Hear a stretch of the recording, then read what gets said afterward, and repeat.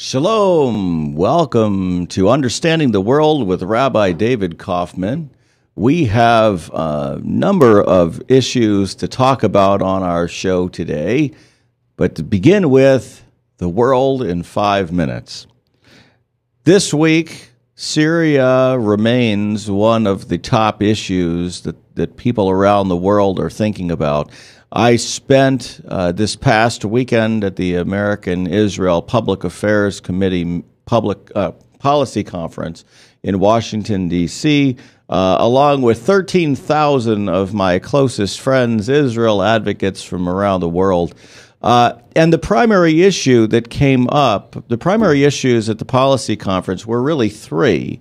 The events in Syria and concern about deterioration of the security situation in Syria and potentially spillover into Israel, into surrounding countries. What happens if the government of Syria collapses? What happens to the weapons in Syria? Syria having one of the largest stockpiles of chemical and biological weapons, and with militants in Syria, many of them being allied with Al-Qaeda and others allied with the Muslim Brotherhood.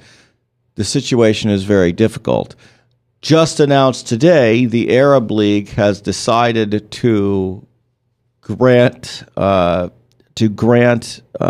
weapons to the Free Syrian Army as a way to try to prop up the Free Syrian Army in its battles against the Syrian government, which is backed by Iran and includes fighters from Hezbollah. So things in Syria are about to get worse, my friends. They're not going to get better. We will see more deaths, more violence, and more spillover. In addition, at AIPAC, there was a lot of discussion, about what's going on with the Iranian nuclear weapons program, or really what's not going on. No progress in negotiations. Iran continuing to enrich uranium. The diplomatic situation, everyone says we have to continue to work to the fullest extent of the diplomatic situation possible. No one is calling for an imminent military strike against Iran. The desire is for the enforcement of sanctions and for the regime to change its path. And because the consequences of any military action against Iran are fairly significant.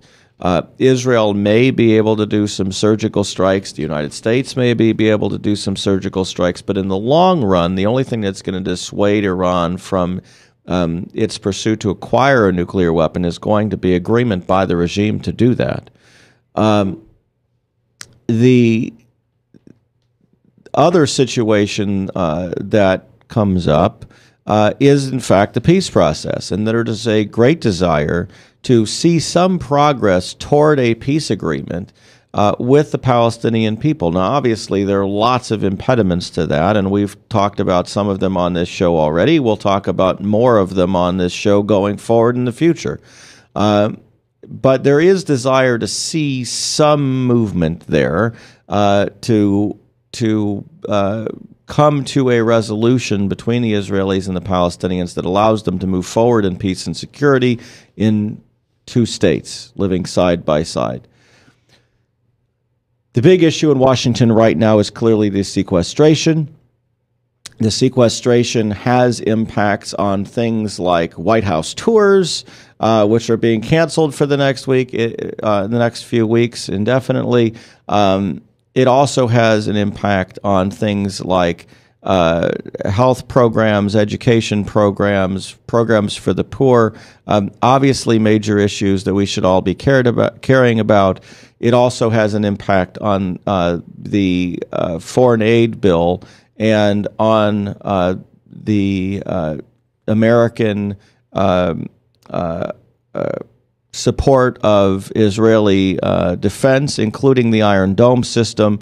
The Iron Dome system support, which was additional to the budget last year, is not even part of the sequestration. Really, it's completely separate from that.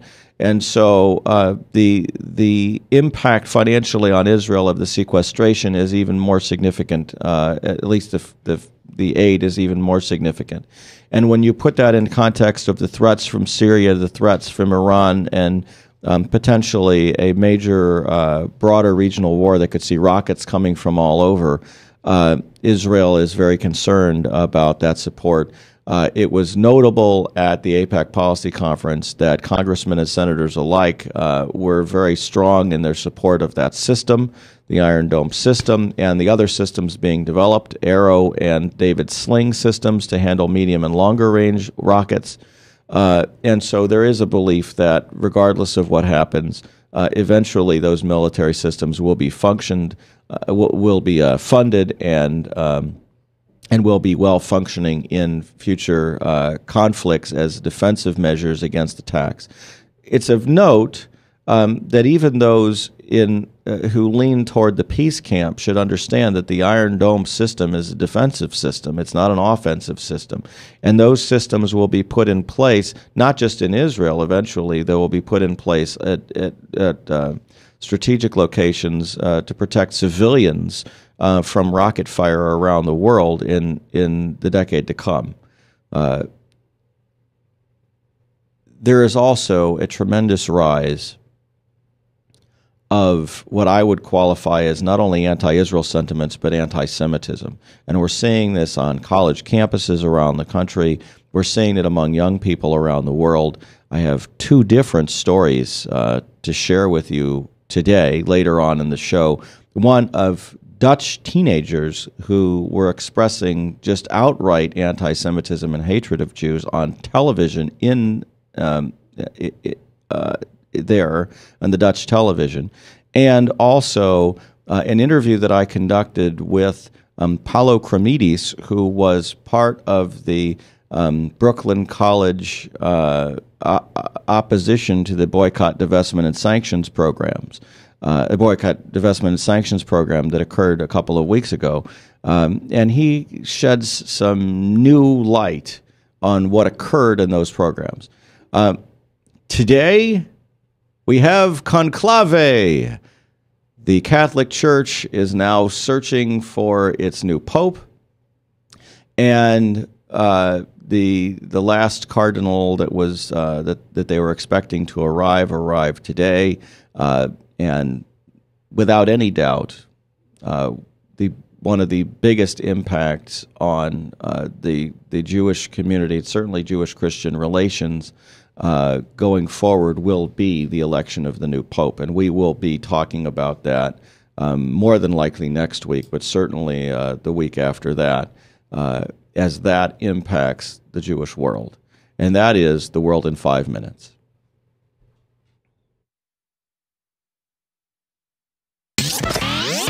From the RE/MAX Real Estate Concept Studios, this is Webcast One Live. I'm Brian Leach, owner and general manager of Service Legends. I brought along a couple of the home comfort heroes. Hi, I'm Tammy Wells. I am Nick Wondershad. I'm administrative manager. I'm the senior technician from Service Legends. It seems like every good thing, when you feel it to the bone that it's good, there's a lot of hard work put behind it. I don't think that you can fake it and have it turn out good. You know, if we seem like, okay, that's just weird, it's just a furnace, why would you believe so deeply in a furnace? It's not just that, you know, we want to show the world that you can have good service. Yeah, I mean, it's got to be, it's your home. You know, it's built into our daily trainings, it's built into our culture, that we're going to do whatever it takes to have each client say they love us, period. That's why we spend all the hours in the training that we do. And if we guarantee it's going to be a good experience for you, or else it's free, what type of work do you think we're going to do? There is a guarantee. Temperature selection guarantee, fixed right or it's free guarantee, comfort guarantee, best value guarantee. All of these guarantees hold us accountable to ensuring that we exceed your expectations. And if for whatever reason we'd fail and we can't make it right, we guarantee all of those guarantees with a 100% money back guarantee. I mean, if you don't think that your technician can fix it right, are you going to say that to a client? No. You don't have to worry about having a technician come to your house. We drug test, background check all of our team members. We put safe people in your home. Each and every one of our service techs, 400 hours a year in training. You tell it the minute they walk in the door. They know what they're doing, they've done their homework, and they actually truly care about what you want. Because at the end of the day, you're the person that makes sure I have a job. They're going to be listening. They're going to want to know what your challenges are. Then they're going to come and give you options, and you get to choose. If I'm there to help and I make it easy and painless, I did my job right that day. Well, when it comes to your comfort, safety, and your family, you don't necessarily go buy the most expensive, but you get the most bang for your buck. Oh, it's worth it, because there's a lot of people that will find a way to get it to work right now and then leave and then come back, charge you again, and the cycle just repeats itself. So when I'm out there looking at the furnace, I want to find why it failed today. How can we change the part today with something that you're not going to have to worry about? Is it worth changing the part today? I mean, you can put a lot of money into a furnace. I can fix parts all day. There's good job security in that for me, but is it the right thing for you? I get a lot of the phone calls of after the technicians are there. They're just in awe. They're like, wow, you guys are great. I mean, I don't even know what to say. You guys are great. Everything you did was perfect. It was great. Keep going though, I like this. Just give us a try. I'm gonna take all the risk. I've got the time to make this right. I've got the support to make it right. Just check us out. And if you don't see the value in what we do, I mean, fixed right or it's free or 100% money back. enough said. Shalom. Welcome back to Understanding the World. This is Rabbi Kaufman. I'm joined in the studio by Mark Finkelstein of the Jewish Community Relations Director for the Jewish Federation of Greater Des Moines. As I was sitting here doing our World in 5 Minutes at the beginning of the show, my chair kept lowering itself mysteriously, little bit by bit, as I was speaking, and I started to get a little giggle, which is not good when you're trying to be serious talking about world news, so I had to get my composure here for a moment. Mark, we're going to talk a little bit about the boycott, divestment, sanctions program at Brooklyn College, and I wanted to have you share a little bit of background about what was going on and what is known already before we get to our interview with the taped interview with Paulo Kremides that I was able to hold at the AIPAC Policy Conference. That's fine. Brooklyn College is a public university within the City College system of New York City. It has a political science department. The political science department was approached by a student group asking the political science department to co-sponsor a conference they would hold on boycott, divestment, and sanctions of Israel, which is obviously a one-sided point of view. For some reason, the poli-sci department decided to sponsor that, even knowing that it was unlikely that opposing views and free dissemination of ideas would be conducted at the particular workshop. After a lot of public discussion, some based on incorrect, some based on correct inferences of what the conference was going to be about. It drew a lot of public attention, and the conference was held. Indeed, it was a one-sided discussion, and in the course of the conference, Jewish students were either not denied seats that they were promised in the conference or were ejected from the conference themselves for ostensibly holding material contrary to the point of view expressed by the students. Yes, and we have with us, Ryan, is our video ready? In a minute? I was able to do a video, record an interview with Paulo Kremides, which will air in a little bit here. We're having some technical issues of trying to queue up the video. Let's go backtrack then okay. A few more seconds. The issue on any campus is not if it's legitimate to hold debate or discussion about controversial topics. The issue is whether freedom of speech will be upheld for all parts of the student community wishing to attend, and this particularly wasn't the case. Do you have any thoughts about that, David? Well, it's not only that. It's fairly clear that when you hear the interview with Paulo, yeah, it's fairly clear the political science club's leader is part of the Students for Justice in Palestine, and was the one promoting the event. Yeah. So, but it's not illegitimate for that student group itself to hold events on campus, or even possibly to ask for co-sponsorship in and of itself. And it's fairly clear that you've got times when campuses want to present different points of view, and even to present controversial points of view is not a problem. Right. The idea here was that this seems to be a fairly strongly divided campus, where you've got people who are strong Zionists, religious Zionists, who didn't want to engage in this debate at all and were fairly hostile on the one hand, and on the other hand, you have what I would say is the pro-Palestinian Students for Justice in Palestine, and the way things seem to work there is that people come from all the city universities to the campus in question, and so instead of having a situation in which you have an equal proportion of students in the campus who are for and against, and you can have a reasonable debate. What happens is the proponents of boycott, divestment, and sanctions came from all over the city, and created an environment that was fairly hostile. The second point is the possibility of a hidden agenda. The boycott, divestment, and sanction movement is ostensibly about preventing trade with certain aspects within the West Bank, for example. But number one, it also seems to extend to boycotting of academics in Israel. And number two, the fellow Barghouti, who is one of the chief speakers, is not only on record as promoting BDS, but of trying to disestablish the state of Israel as a Jewish state to begin with. So most people don't understand, essentially, that BDS is not a movement critical of Israeli policy. It tends to be seen, I believe, as a movement wishing to dismantle Israel. It's about delegitimization. It's about delegitimization. And that's a different story than simply criticizing any particular policy of any particular government. Yes, and so the delegitimization efforts that were going on tend to go on the political left, the progressive left. It tends to be essentially in the peace camp, the pro-Palestinian camp and the peace camp. Now, what you'll find out is it looks like that the issues going on at Brooklyn College were within the peace camp.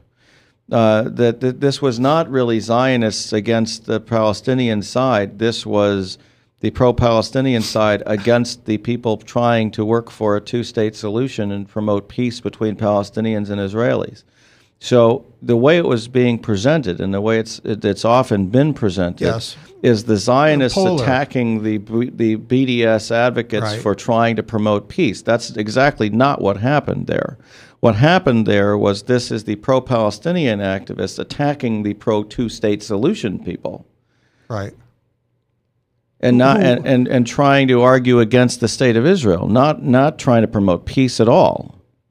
The people who wanted to promote peace were against the BDS program, not for it, and that is a fairly significant issue of note. And it needs to be clarified within the mainstream media, who are accused essentially of not grasping the issue in its complexity to begin with. So, Ryan, are we ready for it yet, or are you still having trouble back there? You're still having trouble. Okay. So I'll tell you what. We'll come back to the BDS, the discussion of Brooklyn College in just a few minutes. We're having some technical difficulties in our studio here. And we'll talk about some other things that are going on. Yesterday, there was a discussion by Eric Holder about the use of military force against an American in his home country. Mark, you have any thoughts about this issue of the use of drones and the filibuster that occurred yesterday by Rand Paul? Well, we understand that the filibuster itself ran for some 13 hours and was focused on the use of the drones. I think from one point of view, some people see it as hypocritical for the administration to have taken such a harsh position against waterboarding, or pouring water on the face of terrorists, and still seemingly to support the use of drones in killing people by remote control. What do you think? Well, it seems to me, it seems to me that the drone policy is a way to try to avoid ground-based casualties. Yes. I mean, if you think about the fact that the drones are designed to go into situations in which you have entrenched militants who are going to be able to inflict serious harm, who are either intending to inflict serious harm on civilians at the time, or are in such positions that they cannot be easily taken by human beings going after them. And simply to save American lives, for example, and to pinpoint with accuracy the targets, the drones are used. I think certainly it's a valid point, and I find that very useful. And certainly it's not indiscriminately used. I think a lot of people who are looking at this topic assume that the drones can and will be used against anybody who's simply suspected of a problem, instead of, as you were describing, known terrorists on their way to do some bad things. You have a situation in which let's say you've got a militant comes into this country. Let's say they're an American citizen, just because this is what the issue is. Just say you have an American citizen who crosses the border into Mexico, comes up with a handful. Let's say there are 3 or 4 militants, and they have RPGs that they have acquired in Mexico. They have machine guns that they're bringing forward, and they're intending to inflict harm on anybody coming after them. Now, are we going to honestly say that we want to send a helicopter after these people that they can shoot down with this thing, or that we're going to send police forces after them to try to arrest them when they could easily kill police forces? I mean, it would seem to me that a drone would make a lot more sense in that situation, where you know that there is an imminent threat, which was the imminent threat is the thing that was discussed yesterday. Okay. And so then we had this discussion of Rand Paul, and he brought up a reasonable point. Is somebody sitting in a cafe, just sitting in a cafe, an imminent threat? Where is the line between the obvious militant who's sitting there basically with an army who can shoot down a helicopter or kill dozens of police officers or even SWAT team coming after them, versus somebody sitting in a cafe with his family having a cup of coffee and cocoa? These are civil rights issues, and I think if you talk to somebody from the ACL, perhaps you'll find they'll say that under no circumstances, except for somebody in the commission of a crime itself, should lethal force be used against any Americans. Well, so then the question is, what is in the commission of a crime mean? I mean, we're still running there, because you could say somebody possessing an RPG, for example. They don't have to be in the act of firing the RPG. Just the position of an RPG. Somebody who's plotting to do harm. I mean, this is where I think we run into a lot of issues, and I think they're even more complex than people are trying to make them out to be. Well, David, where do you fall on the spectrum between doing nothing and employing drones against people simply suspected of I think the problem. I think the problem is the sane answer is that you trust the decision makers to make the appropriate decision. And the problem is that's not a reasonable answer in our environment. It's not a reasonable answer. That's right. I mean, that's the reality here. Do we really trust the government to make the decisions as to whether or not somebody is really an imminent threat? Well, it depends, as you said, on the criterion used to determine what an imminent threat is. I mean, I think is yes. where the issue is, and I think this is also problematic in that I don't think that the government wants to be in a position where they have to define that, because you don't want to have somebody be able to go right up to it, yes, and know that's where right, the line that's right. is. Well, that's the creative. And then move forward. You want it to be ambiguous. You have to be, and yeah. they're being asked to have it not be ambiguous. Well, court cases are based on the lack of ambiguity. You have to shuttle aside everything that's irrelevant and look at things in context of both the law and current practice, I suppose. So wonderful. Well, what I'm told here is that our interview is ready, but we're gonna take a short break here, and then we'll show the interview with Paulo Kremides right after the break. So you've been watching Understanding the World. From the RE/MAX Real Estate Concept Studios, this is Webcast One Live. Drink, dance, party. Kitty's is the ultimate dance club in Des Moines. A huge dance floor with room to move, 3 bars to keep your drinks full, and kickin' DJs playing all your favorite dance music. At Kitty's, we've always got your birthday party planned with Birthday Fridays. That's right, when your birthday rolls around, there's only one place to go. Gather up your friends and head to Kitty's, where you drink free on the Friday of your birthday week. Find out more about Birthday Fridays at kittiesusa.com. Kitty's, all kinds of people, all kinds of music, all kinds of fun. Drug and alcohol addiction slowly steals a person's identity, tearing away pieces of their life little by little, until one day it seems like the hope of a happy future is gone and there's no chance of getting it back. Here at St. Gregory Retreat Centers, we can assure you that there is hope. Our unique approach to recovery begins with the understanding that the dysfunction and damage caused by addiction can be overcome, not just dealt with. Don't let another day go by. Call St. Gregory today. Whether you're 10, 25, 50, 80 years old and beyond, everyone needs to live within their means. I'm Tom Coates with Consumer Credit of America. For almost a quarter of a century, we've helped people of all ages learn to manage their personal finances to benefit them far into the future. When problems arise, we've got the experience you need to make those debt problems go away. Got financial problems? Call Consumer Credit of America.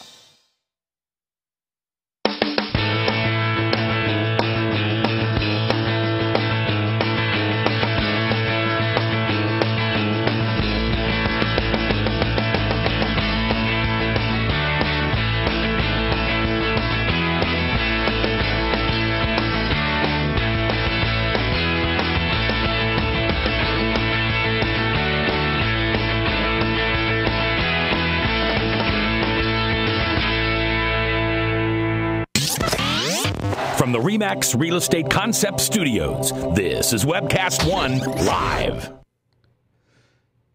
Shalom. Welcome back to Understanding the World with Rabbi David Kaufman. I'm joined in the studio by Mark Finkelstein, the Director of Jewish Community Relations for the Jewish Federation of Greater Des Moines. We've had a few technical problems. We're trying to show our video of my interview with Paulo Kremides from Brooklyn College at the AIPAC Policy Conference. I happened to run into him in a program on the progressive case for Israel. He considers himself a progressive, and he was wanting to share his experiences a little bit. And I mentioned that I was interested, and he said that he hadn't been able to share his story with anyone yet. So I said, well, I'd love to share your story on my show. So here is the first segment of my interview with Paulo Kremides.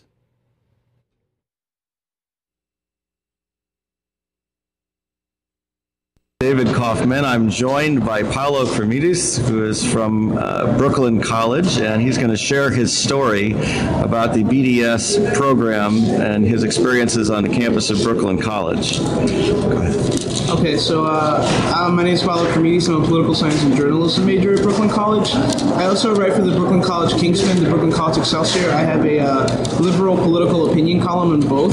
And this whole story actually starts before BDS started. actually, I'm also president of the vice president of the Political Science Club. And initially, the controversy that started with me is, so the Political Science Department sponsored the event. You know that, correct? But we, as the Political Science Club, the academic club for the department, our president sponsored the event. She was very pro-Palestine. I'm pro-two-state solution. She sponsored the event, and after a vote by the rest of the executive board, the secretary and the treasurer, we decided to pull our sponsorship from her. At which point, SJP told us, unless you're going to send your president, we will not pull your sponsorship from our events. So at that point, the president found out, and the reason why she thought that I was going to try and pull the sponsorship is because I was trying to get the Jewish vote, because I'm running for student body president as well. But when we finally pulled the sponsorship of the event, nothing very controversial happened. I wrote 2 op-eds condemning the BDS event, comparing Omar Barghouti to David Horowitz, because there's really no difference. All they do is fight for different teams. And what happened was, after those 2 op-eds, I said that I was going to go to the event. When I got there, I printed my ticket. They told me that I wasn't on a list, and these were people from my college, that I wasn't on a list to go into the event. Afterwards, I had to go inside, print out my ticket. I brought it out. They wouldn't let me in twice, and these were people from my college. It ended up that I had to talk to, I think it was the SJP coordinator for all of CUNY, who was the only one who let me in. And every time I walked in, I was being harassed by people from my college. They were telling me, well, how'd you get in here? You made such a big fuss about it. How'd you get in here? And I was like, I got in here. What are you going to do, kick me out? And once I got in, I sat down. The interesting thing is I was being watched by 3 people the whole time. And while I was being watched, they put this big guy next to me who actually, tried to look tough, act tough while I was taking notes, just sitting there taking notes. And so that was fine. I was like, okay, they're going to try and intimidate me. What hasn't happened before? But when I got up to ask questions, because there was a microphone to ask questions, I was the only journalist allowed to ask questions, I think. The other journalists were, sitting there taking notes. What happened was, one of them put their hand on my shoulder and, started trying to intimidate me, telling me if I don't ask any questions that they don't think are BDS related, they're going to take the microphone away from me. Also, at the same time, it was interesting because there were 3 Jewish students who were going to ask questions, but they were not allowed to, and it was shown as if they were not allowed to because they were Jewish, and it was as if SJP knew that they were going to ask questions that was going to say something that Omar Barghouti wasn't going to like. So that happened. Afterwards, what happened was it ended. We kind of all got back into the rhythm. 4 students did get kicked out for doing absolutely nothing on campus, absolutely doing nothing at the event. They did not do anything. I didn't hear any commotions. I was right across the hall. And what happened afterwards was, essentially a week afterwards, we had our first meeting of the Political Science Club. I could not make it, but it was interesting because apparently the president had gotten all her friends from SJP to attend the meeting, and she brought impeachment charges up against me and started a impeachment committee made up of members of SJP. So it was either go up against that, and they were going to prosecute me against student government, and it was going to mark my record, my college record, or I resigned. So I didn't want to have a mark on my record, so I resigned. And that's basically it. It's very sad because they're intimidating on people on campus. And not only that, it's weird because there's a fight going on, and I don't know if this is happening on other campuses, where they are actually trying to take over the campus media. They are actually actively trying to write more and more articles about Palestine, about all of these issues from their perspective. And it's just hard because we don't have a rallying call on our side to write back. The best weapon is a pen, but people don't realize that until they start reading these articles. And so this paper that I write for, these 2 papers that I write for, they're mostly read by the administration, college professors, and I think something like 20% of the student body. And so I think it's very sad that these people are trying to go around and bully people because they don't have the same side point of view that they do. And I feel very intimidated. I didn't think that it would get so big that it would have to be me being kicked out of the Political Science Club for not being pro-Palestine. Holy cow. So that's part one of the interview. I mean, and he has other things to say too. But I mean, this is our college campus. It's in New York, in a heavily Jewish school. Yeah, we used to be anyway. Well, it still is, from what I understand. To the extent as it used to be. But at any rate, here's a fellow who's a valid student activist on campus, a student participant in the journalistic life of the campus, who has a slightly different take than those who put the conference on. And that's very heavy-handed at the very least, and the intimidation certainly needs to be condemned by the administration of the college, I would think. Well, yeah, I mean, from the other thing I think that's important to understand is Paulo is not a right-wing guy. No. I mean, he's not coming in there. He's a progressive. He's a progressive guy. As you'll see later in the interview, I get even more to that, asking him, what his background is, and you'll see in the clips as we go on. He really felt that free speech was being stifled here, that this was not a matter of just that he didn't agree with the BDS program, that he believed that people who should be able to speak out on campus were not being allowed to. And then not only did they not allow the free speech, but then they actually went after him and threatened him. Yeah. Well, first of all, it's innocuous enough, even if somebody disagrees with you, to give them a time to ask a question. And it's usually the case. Somebody will answer the question in an authentic way and ask the person to sit down. That's the bare minimum of free speech, David. In this case, the people were denied from even asking questions. And the bottom line is, what is the university willing to do about that? Yeah, I mean, there are some clear problems in the club here. If that's what's passing as reasonable action by the political science club, and that this is coming with the sanction of the university, that he could actually be prosecuted. Okay. I mean, clarify one more time. There are two entities involved. There's the Political Science Club, and there's Students for Justice in Palestine. Students for Justice in Palestine, I guess, is the pro-Palestinian organization on campus, but evidently they're heavily involved with the Political Science Club.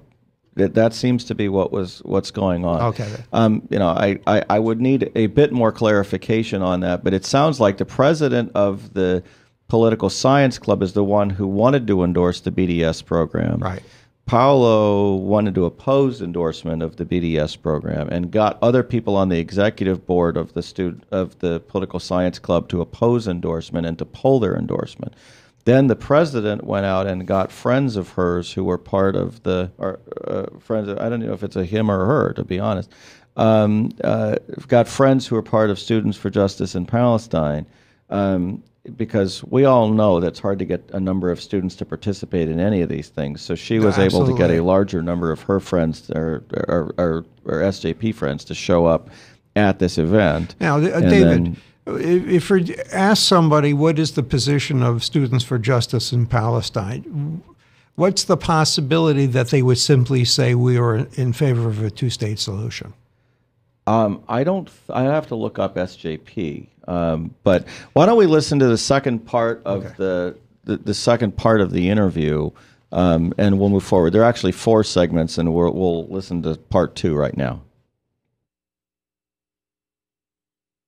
So, Paulo, what makes SJP so influential on campus that they're able to do all of this? Okay, so what they do is they go to other clubs and they infiltrate them. So the LGBTA, the president of LGBTA, has actually been a noted member of SJP. And actually, when I'm running for student body president right now, and there's been a lot of threatening against me that if I don't say that I will not, cut funding from SJP or anything like that, they're going to vote against my opponent who's Jewish, who did nothing during the event, who literally sat there and watched this whole thing happen and did nothing.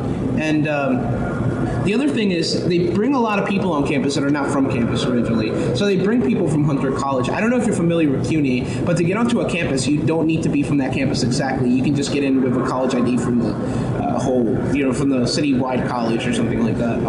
So they bring people from Hunter College, they bring people from Queens College, and so they amass this force every time there's an event. That at the moment that we were all kicked out, the people who were kicked out, I wasn't kicked out, but the moment that my friends were kicked out, the person who was kicking them out wasn't from Brooklyn College. It was a person from Hunter College named Carlos Guzman, and that was the same person who harassed me as a journalist there. And it was weird because at the same time when they brought up the impeachment committee against me at the Political Science Club, it was actually a couple people from SJP that were on it. And so what they do is they don't have a large membership, but what they do is they put out people into other clubs and they infiltrate them. And they try to put them on the e-board to attack other people.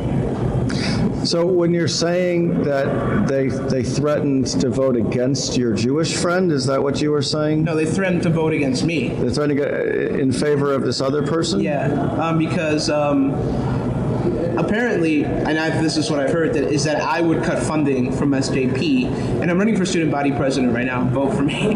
But the sad thing is that they're polarizing the campus to the point where they're backing people on student elections that are going to try and not do anything about it. And the reason why I think they're voting for him is in my platform, I've stated very clearly, is that under Title VI of the U.S. Code, discrimination is not allowed on college campuses. I think you know that, right?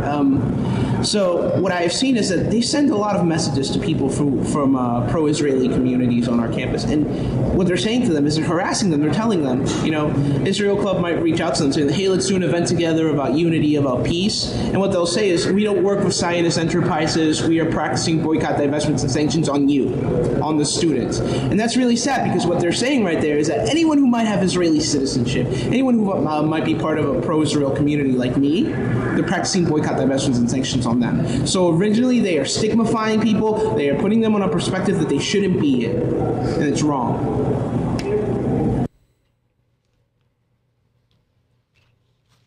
He's a powerful speaker. Mm-hmm. So Paolo points out, these programs are theoretically designed to promote boycott, divestment, and sanctions against Israeli companies. Right. But the way they're being applied on campus is that they're being applied as boycotting students and student organizations on campus who are pro-Israel. And guess what, friends? That's a violation of what these universities stand for. It's a violation of the student codes of conduct, and any professors who support that, it doesn't matter whether they're tenured or not, should have their jobs in jeopardy. This is not legal on campuses. So what's being called for here are things that are illegal, threatening actions against Jewish students and Jewish organizations on campus. And anybody who tries to pretend this is a free speech issue is lying and obfuscating the truth. It's that simple. These are not free speech issues we're talking about anymore. We're now talking about bullying, intolerance, and hatred on campus. And it's coming from Students for Justice in Palestine and boycott, divestment, and sanctions advocates against Jewish students and Jewish institutions. And apparently against students who are not Jewish who hold an opposing view. Yeah, I mean Paolo is not Jewish. We'll hear that in a moment because I asked him, why he was involved in this stuff. And it's really important to understand this. We're not talking about a free speech issue here anymore. This is not a free speech issue. This is a hatred and intolerance issue. Let's hear the third part of the interview, okay, Ryan?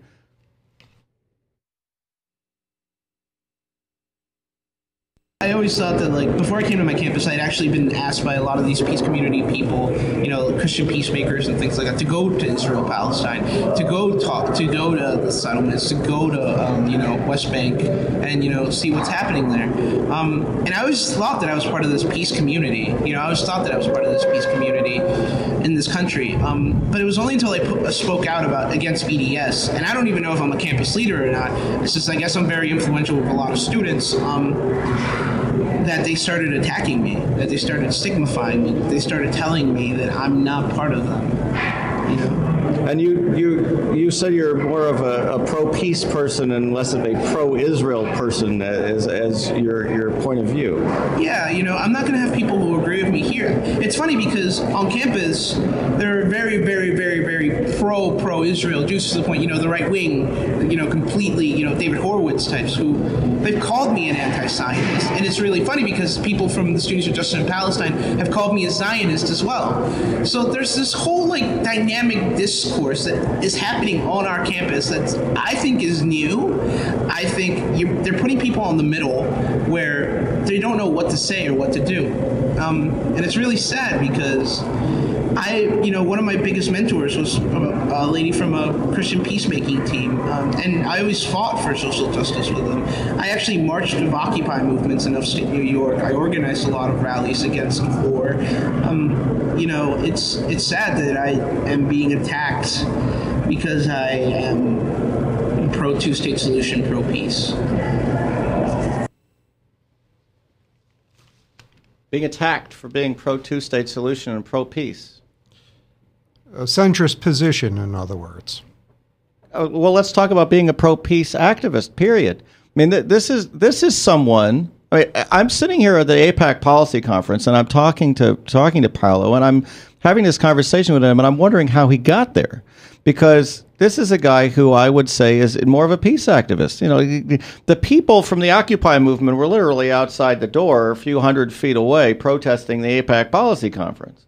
Now, there were lots of tweets about hatred being heard at the AIPAC policy conference. I didn't hear any hatred at the AIPAC policy conference, except for outside at the Occupy AIPAC protest, where I heard lots of hatred of Israel and Jews being spouted and allowed and using nasty signs.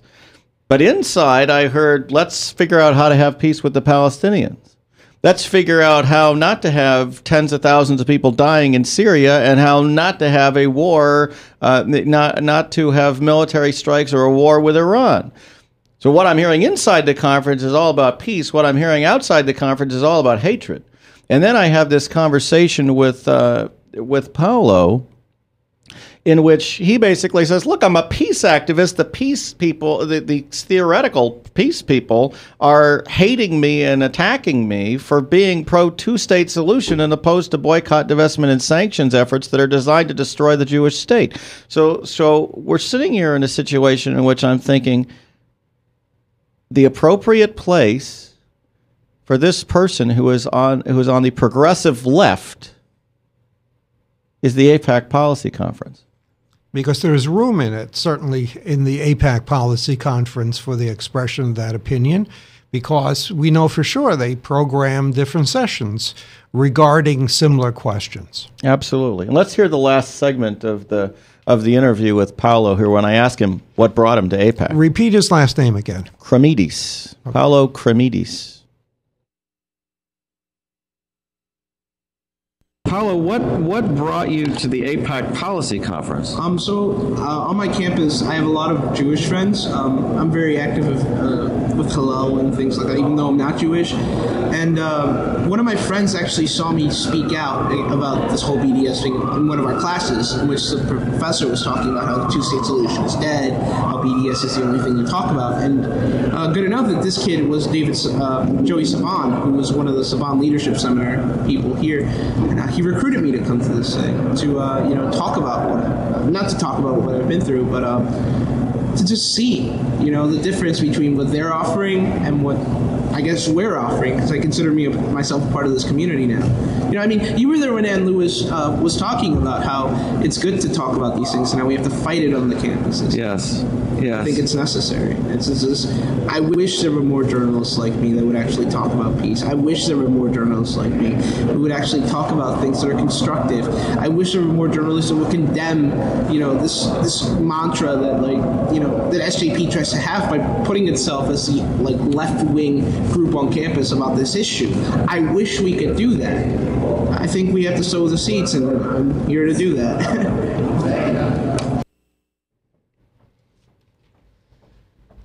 So that's Paolo Kremidis, who is a junior at Brooklyn College. So, Mark, what do you make of all of this? When you run up against opposition, some of the people in that opposition are ideological, and some are naturally people of goodwill who simply may have a different opinion. So in dealing with that, it's very important to try to tease out the ideological critics from the people who have a valid point of view and need to be able to express it and share and debate with others. But with the ideologues on either side, there is no debate. There can't be any debate. They won't debate. They will control. And so someone who is an activist for a two-state solution, who considers himself a progressive, finds his home not in the peace camp, but at AIPAC. But within a broader community like AIPAC, which truly seeks peace, seeks a reasonable peace, a peace that will hold for a very long time, not a quick fix either. Yes, because AIPAC is a pro-peace organization. I mean, it's one of these things that I find myself getting so frustrated by when I talk to people who don't go to the AIPAC policy conference and they don't understand what's going on at the policy conference. And I see tweets from people like M.J. Rosenberg talking about all the hate that's going on, and it's just blatant lies. I'm sitting there listening to speakers who are talking about their desire for peace, what they're trying to do for peace. The medical care that's being developed in Israel and that's being shared with the Palestinians, that the Israelis are trying to avoid military conflict at all costs, and all we're hearing is misrepresentations and lies coming out of these communities. Part of that, essentially, of the misrepresentation are people taking as cynical that which Israel does to try to strive for peace. In fact, the conversation that I had, one of the first conversations that I was part of with Paolo was at the Progressive Case for Israel argument, and one of the people brought up that on his campus, there were a number of students there, brought up on his campus that the left wing makes the pinkwashing argument that Israel uses its civil rights record in relation to homosexuals as a way to cover up its relationship with the Palestinians.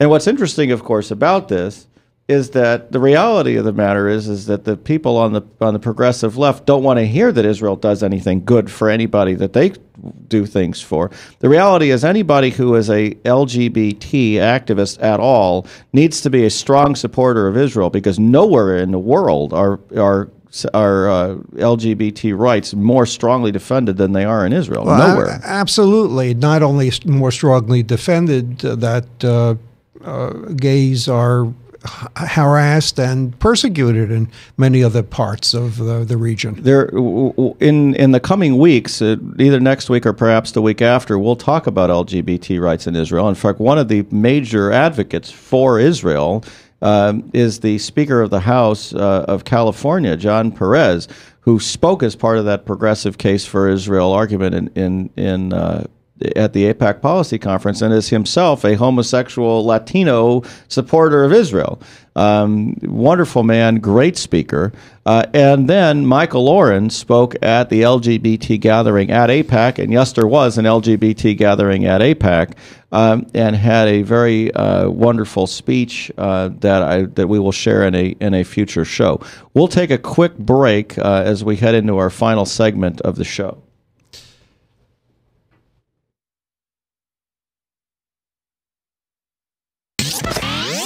From the RE/MAX Real Estate Concept Studios, this is Webcast One Live. Drink, dance, party. Kitty's is the ultimate dance club in Des Moines. A huge dance floor with room to move, 3 bars to keep your drinks full, and kickin' DJs playing all your favorite dance music. At Kitty's, we've always got your birthday party planned with Birthday Fridays. That's right, when your birthday rolls around, there's only one place to go. Gather up your friends and head to Kitty's, where you drink free on the Friday of your birthday week. Find out more about Birthday Fridays at kittiesusa.com. Kitty's, all kinds of people, all kinds of music, all kinds of fun.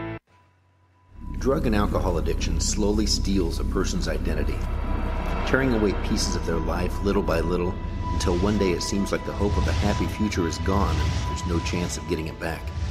Here at St. Gregory Retreat Centers, we can assure you that there is hope.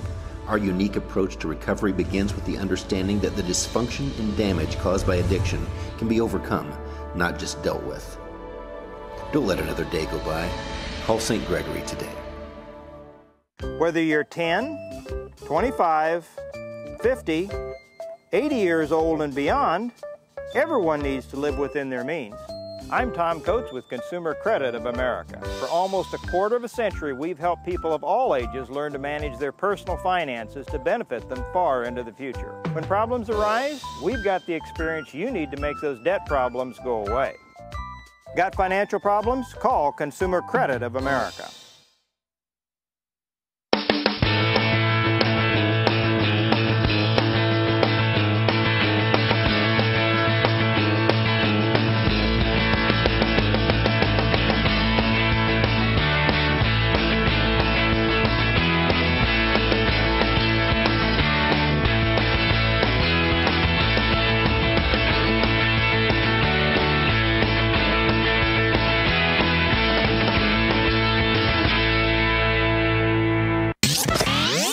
From the RE/MAX Real Estate Concept Studios, this is Webcast One Live. Shalom. Welcome back to Understanding the World with Rabbi David Kaufman. I'm joined in the studio by Mark Finkelstein, the director of the Jewish Community Relations Commission for the Des Moines Jewish Federation. I'd like to once again offer my thanks to Dr. Ronald Bergman, Bergman Folkers Cosmetic Surgery and Spa, for his support of this show. And I'd like to thank Ryan, my producer, for going the extra mile today as I brought in these videos for him to do at the last minute to convert into the proper format for this show. We're learning here as we get started and bringing in new technologies, and we're trying new things each week as the show grows and expands in what we do. So I'd like to thank Ryan for his extra efforts today. Mark, you had an issue that you wanted to point out for us. Yes, we're taping this particular show on Thursday, March 7th. Yesterday, Wednesday, and it was apparent that the U.S. ambassador to the International Atomic Energy Agency, the IAEA, walked out of the agency meeting after the Iranian diplomat accused Israel of genocide. Along with the American ambassador walking out, I understand, so did the ambassadors of Canada. I believe Australia was among them as well. This is a typical bashing of the United States and of Israel by the Iranians, whose rhetoric is out of control. Well, and let's talk about the fact that we're going to hear about how we're still in diplomatic talks and diplomatic talks are proceeding. How can diplomatic talks proceed if everybody walks out of the meetings and the Iranians are using rhetoric that's absurd? I mean, let's get to the point where there really is no diplomatic talk going on. There really is no diplomatic process going on. And we're dealing with posturing. And what essentially it means that the sanctions that are being proposed to be tightened right now in bills and resolutions in Congress have to really hold, or else. Well, it sounds like the time frame for military action is going to be, or other action would be June or July. And there was a report I saw just yesterday that the Israelis could in fact conduct strikes on their own. But it would certainly not be as effective as what the United States could do in conjunction with them. Yeah, Mark. The U.S. ambassador had accused Iran of, quote, commitment to deception, defiance, and delay in addressing the IAEA's concerns about possible nuclear weapons-related research. And so in addition to the developments on the Iranian nuclear front, we also have a situation in which the rebels in Syria captured 21 Filipino peacekeepers and are demanding that the Syrian forces abandon the Israel border.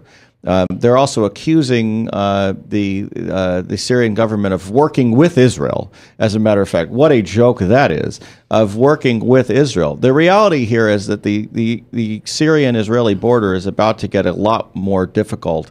When you just imagine a situation in which you have militants with lots of weapons sitting on the other side of the border, who can both launch attacks into Israel, potentially on the ground crossing the border, which is going to require a lot more enforcement, and also potentially by launching rockets and mortars over the border into Israel, which is much more difficult to defend against. So things are going to deteriorate on that border. As we're wrapping up the show here, I really wanted to thank Paulo Kremides for taking the extra time, for working hard for peace. To be honest, he's not working on campus to promote right-wing Zionist point of view. He's working for peace on campus.